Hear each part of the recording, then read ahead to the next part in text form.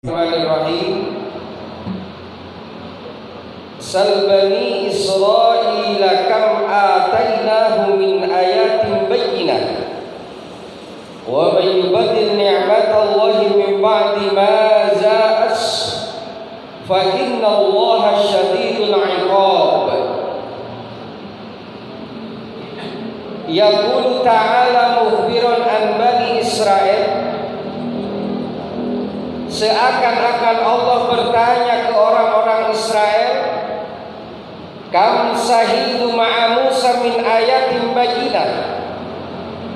Wahai Israel, berapa banyak kamu melihat tanda-tanda kebesaran yang dibawa oleh Nabi Musa, yang menjadikan hujatan qati'atan, yang menjadikan argumen yang pasti. Bagaimana tangan Nabi Musa, bagaimana tongkat Nabi Musa, bagaimana Musa memukul batu, memukul lautan menjadi jalan yang terang.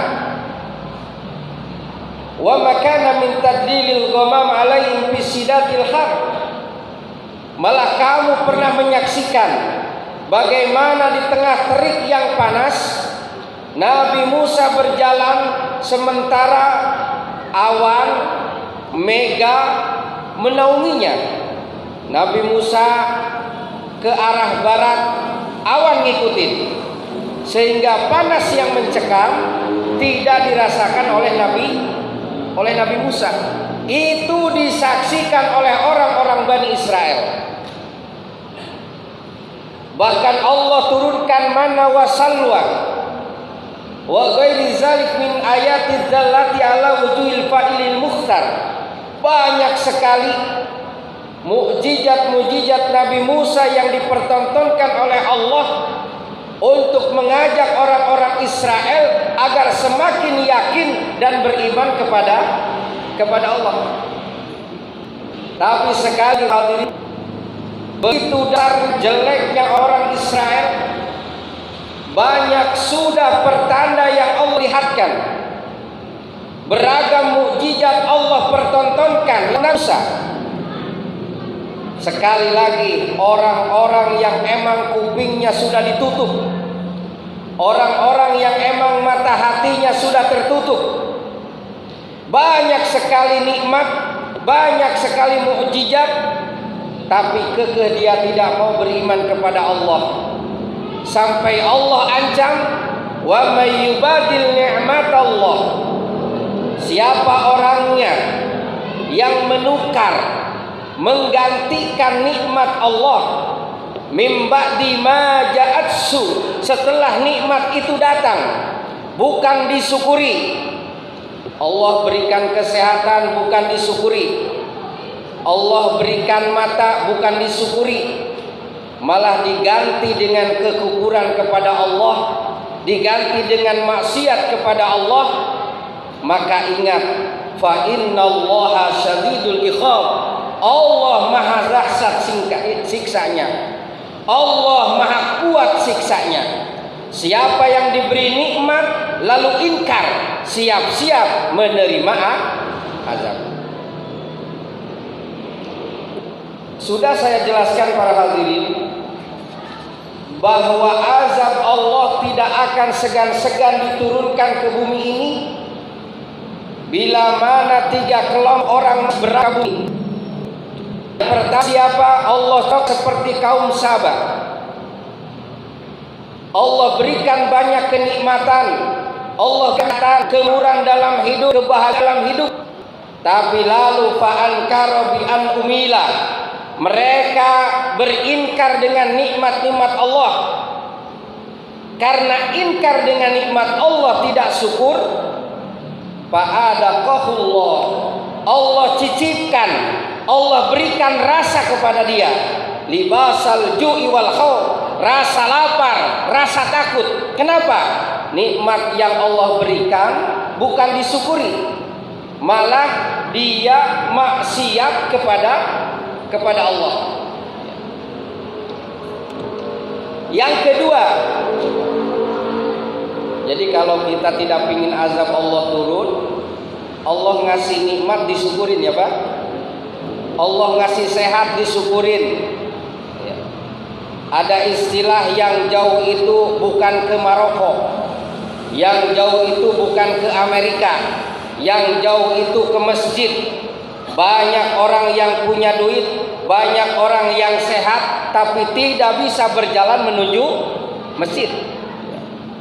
Ini. Makanya mumpung ada kesehatan, mumpung ada kemampuan, apa yang sudah Allah karuniakan kepada kita, kesehatan terutama, jangan disia-siakan. Yuk buat kesehatan dari Allah untuk menumpuk, untuk menabung, untuk memperbanyak amal ibadah. Yang kedua, tidak akan pergi siksa Allah ke muka bumi ini. Ketika apa? Wa ma kunna muhlikil qurra illa wa antum zalimun, illa wa ahluha zalimun. Aku tidak akan pernah merusak satu kaum. Muhlikil qurra, menghancurkan negara, menghancurkan masyarakat, kecuali akan aku hancurkan illa wa ahluha zalimun, kecuali ketika mereka saling zalim. Zalim itu apa? Mengambil hak orang lain, menyimpan bukan pada tempatnya, itu zalim. Ya. Jadi selagi ada dolim di antara kita, masih banyak azab-azab Allah yang akan diturunkan. Nauzubillahi min. Dan yang ketiga, tidak kalah pentingnya, bahwa ketika di lapisan masyarakat ada yang nomor 3 ini, juga azab Allah pun akan terus berturut-turut datang. Apa yang ketiga para hadirin? Ya ayyuhalladzina amanu zadarru ma baqiya minar riba. Wahai orang yang beriman, tinggalkan riba, tinggalkan rentenir, meminjamkan uang dengan lebih. Pinjam lu berapa? 1 juta, nanti bayar 1,1 juta.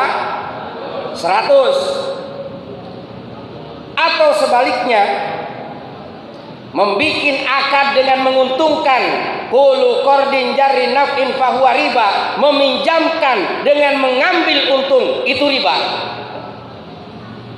Pinjam sendalnya Mas Manto, boleh pakai, tapi besok saya pinjam bajunya ya. Meminjamkan dengan mengambil untung, itu riba, ya. Kenapa? Di agama kita diajarkan tolong menolong, bukan membantu ingin dibantu, bukan menolong minta pertolongan. Itu namanya riba. Kalau tidak mau berhenti dari riba, sudah paham dosa riba, masih tetap rentenir, masih tetap menggunakan uang-uang dari, maaf, kalau sekarang itu ada namanya bank keliling ya Pak ya, bangke, yang kita pinjam 1 juta harus bayar lebih. Fa illam taf'alu, kalau tidak berhenti, kalau tidak selesai, masih suka meminjam, masih membutuhkan harta-harta riba, Pak Danu, berarti kita sudah mengizinkan, sudah mempersilahkan apa? Biharbi minallahi wa rasuli, supaya Allah memusuhi kita dan Rasulnya. Sesusah apapun, sesulit apapun, jangan pernah kita ditipu daya dengan simpan pinjam yang mengambil untung dengan dana riba. Nauzubillahi min. Riba itu di mana-mana para hadirin. Katanya saya kalau nggak begini nggak punya duit, minjam ke Pak Iksan nggak dikasih, minjam ke ke Mas Taufik juga nggak dikasih. Mendingan ini yang udah jelas dikasih. Nah, itu ya Pak ya. Jangan terlalu mudah terangan dengan obsesi yang membahagiakan. Itu hanyalah pemikiran kita membahagiakan. Hakikatnya kita sedang menunggu Allah memusuhi kita. Kalau kita bergerak berjalan dengan perputaran dana riba, ya Pak ya. Masuk Pak ke daerah Kuningan, daerah Cideng Hilir, plang gede sekali. dilarang masuk bangke, bank keliling karena jelas riba. Itu umat Islam harus berani seperti itu, Pak. Jangan sampai kalau kalimat dikini wa may yubadil ni'mat Allah, siapa yang menggantikan nikmat Allah, tidak mensyukuri apa yang ada, malah kepengennya pinjam-pinjam dengan yang tidak jelas. Saya sarankan kalau mau pinjam ke bank sekalian, Pak, yang emang pemerintah menyiapkan untuk kemajuan masyarakatnya ya. Jangan hal yang tidak bahasa ininya, jangan yang legal-legal seperti itu. Udah aja langsung ke bank pemerintah. Supaya apa? Aman, dan insya Allah sertifikat dari ulama itu halal ya. Itu halal. Jadi 3 ini, Pak, yang masih berputar di lingkaran masyarakat kita. Yang pertama apa tadi? Tidak mau bersyukur ya, Pak ya. Yang kedua apa? Zalim, menganiaya. Yang ketiga riba. Ini sama halnya dengan kalimat di sini, wa may yubadil ni'matallah min ba'di ma ja'assu fa innallaha syadidul iqab. Orang-orang Bani Israel sudah banyak diberi oleh Allah, sudah banyak diberi kenikmatan oleh Allah. Mereka bukannya bersyukur, para hadirin. Semakin tambah jauh dengan Allah, semakin tambah tidak mau sujud kepada Allah, semakin durhaka kepada Nabi Musa. Makanya fa innallaha syadidul iqab.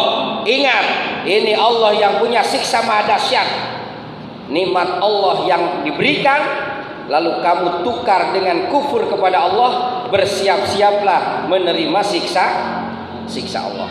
Ya, Pak ya. Para hadirin rahimakumullah,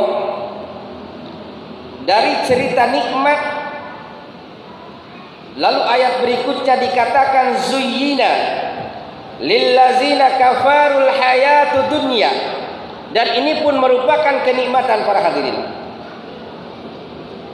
Apa maksudnya? Di sini Allah mengabarkan kepada kita antaziyyinihil hayata dunya lil kafirina, bahwa Allah jadikan dunia ini sebuah perhiasan bagi mereka-mereka yang kafir. Minal ladzina radu biha, orang-orang yang ridho hanya dengan dunia. Watma'anu ilaiha, orang-orang yang merasa tenang dirinya karena banyak dunia. Wazama'ul amwal, dia kumpulkan harta. Wa mana'uha, dia cegah, dia larang an musarrifiha, dari membelanjakannya. Mimma yardallahu anhum, dari apa yang Allah ridhai. Wasakharu, dan dia meremehkan, dia mengecilkan minal lazina amanu, orang-orang yang beriman. Wa anfaku, orang-orang yang mau berinfak, orang-orang yang mau sedekah di jalan Allah. Dia anggap sepele, apa-apaan katanya begituan. Wa badaluhu tigo awajhallah, orang-orang kafir meremehkan orang-orang yang menyerahkan harta bendanya dalam mencari ridho Allah. Balihada faju bil maqamil as'ad wal hadil awfar yauma ma'adihim. Hal yang beriman yang sedang dilehkan karena infak, dia akan mendapat bagian yang sempurna. Kapan? Yauma ma'adihim, di hari nanti ketika kita dikembalikan kepada Allah Subhanahu wa taala. Maka ulaika bimahsyarihim, orang-orang yang beriman, yang berinfak, yang dihinakan oleh orang-orang kafir, nanti di akhirat akan di atas mereka. Wa man syarihim, di masarnya, di tempat kumpulnya akan di atas mereka derajatnya. Wa ma'wahum, tempat tinggalnya pun di atas mereka. Fastaqaru fi darajatil a'la, mereka orang yang dihinakan karena berinfak, mereka orang-orang mukmin yang dilecehkan karena berinfak, nanti di akhirat akan berada di derajat yang sangat tinggi. wa khaladu ulaika fi darakah. Mereka akan langgeng, mereka akan menetap, orang-orang kafir yang menghina orang-orang mukmin yang berinfak. Di mana langgengnya? Fi asfalis safilin, di bawah neraka yang sangat bawah. Lalu kenapa orang-orang kafir yang tidak taat kepada agama Allah senantiasa Allah berikan kelapangan di dalam rizki? Makanya ayat ini ditutup dengan kalimat wallahu yarzuqu may yasha'u bighairi hisab. Allah maringi rezeki kepada siapa saja tanpa perhitung. Mau kafir, mau Islam, mau sholat, mau enggak, mau durjana, mau durhaka, semua dikasih rizki. Ya. Tidak ada urusan sekarang. Urusan yang terpenting adalah akhirat. Ayarzuqu may yasha'u min khalqi. Allah tidak pandang dulu siapa saja makhluknya, mau sholat, mau tidak, mau ibadah, mau tidak, pasti dikasih rizki. Wa yu'tihi ata'an kasiron. Allah kasih rizki yang banyak, zazilan, yang besar, bila hisrin, tidak bisa terhitung. Wala ta'uddada fid dunya wal akhirah. Bahkan sungguh keberuntungan mereka orang-orang yang beriman, yang dengan hartanya diinfakkan di jalan Allah. Sungguh derajat yang tidak terhitung akan Allah berikan di dunia wal akhirah. Kama ja'a fil hadis Ibnu Adam unfik alaih. Wahai anak Adam, berinfaklah, unfik alaih, maka apa yang kamu infakkan akan Allah ganti. Nih Pak, nih Nabi Pak. Ya Ibnu Adam unfik alaih. Ya manusia, ayo infak, ayo sedekah. Apa yang sudah sedekahkan unfik alaih. Bahkan megang Bilal ilang orang yang dahulu pada hadirin, orang yang selalu berkasih asulah dulunya, orang yang tidak mampu, orang yang tidak punya maaf tetapi senang tapi menyuruhnya agar dia selalu berada di masjid dengan Rasul, sekalipun dia seorang Bilal tidak mampu.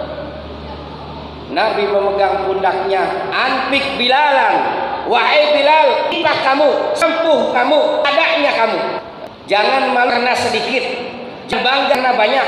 Kamu in Bilal, lasa indil arsi lalan, kamu jangan takut, Allah yang bil aras tidak mengenai apa yang kamu pakai. Ini untuk kita syukur terhadap nikmat